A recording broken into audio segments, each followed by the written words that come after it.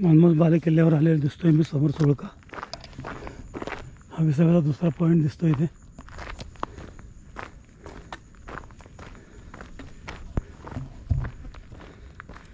कर्नाळा बाले किल्ला. सुळका क्लाइंब करत असावेत कारण वरती झेंड्यासाठी काठी दिसते.